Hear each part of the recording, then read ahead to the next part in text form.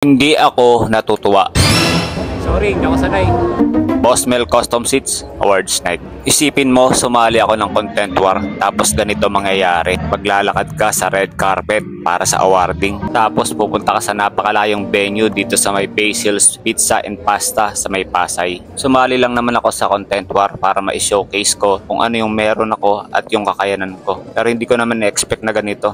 Akala ko pagkatapos ng content war at nalaman ako sino yung mga nanalo, tapos na. Allowed pala ako magsama ng isa, kaya sinama ko yung partner ko, si Lodi Cakes. At tinawag na nga ang pangmalakasang si Motolex. Disclaimer, hindi po ako nanalo.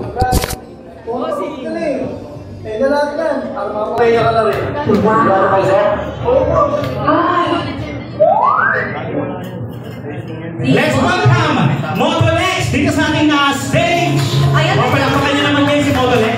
Tanong naman kay Motolex, sino ang gumawa ng content na yun? Sino nakaisip? Kumbaga, sino yung writer? Yes. May, okay. Ayos na lang po. Ayaw mo to? Ayaw mo to? Nag-toothbrush naman ako. Ayaw mo, close kayo. Sorry tayo, hindi tayo close, ayaw mo. Then pag ganito, close na tayo. Bawal na akong ka-picture sa donate sa mga magagandang babae. Ay, hindi po ako maganda. Ano ka ba? Gawa to. From Thailand. Ginagawa na ng babae. Pero po maganda po. Ay, salamat. Kiss mo nga ako kung maganda ako. Ayun, question niyo po. Actually po lang mga ginagawa kong content. Ako na po gumagawa nun. Saka, so hindi mo natin masabi maganda pa yung mga ginagawa ko. Wala ko lang ang tayo. Pero yun, bago lahat. Siyempre, gusto ko pasalamatan si Boss Mel. Siya yung nagbibigay ng value sa mga katulad kong content creator na nagsisimula pa lang. Kaya saludo sa mga Boss Mel. At sa mga contestant na narito, tuloy lang tayo. Huwag tayong hinto. Nakating sa si Idol Jetson.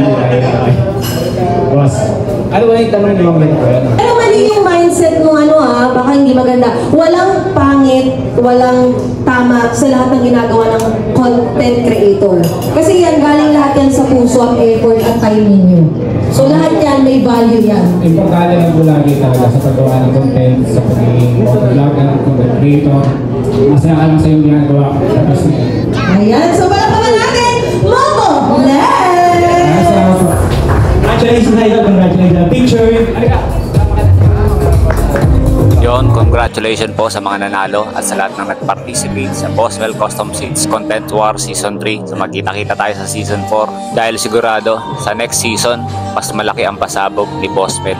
At syempre habang nagpe-perform ang ating mga idol, it's time na para kumain. Dito sa Basil's Pizza and Pasta, solid ang mga pagkain.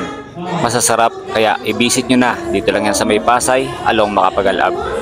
Kakain na natin.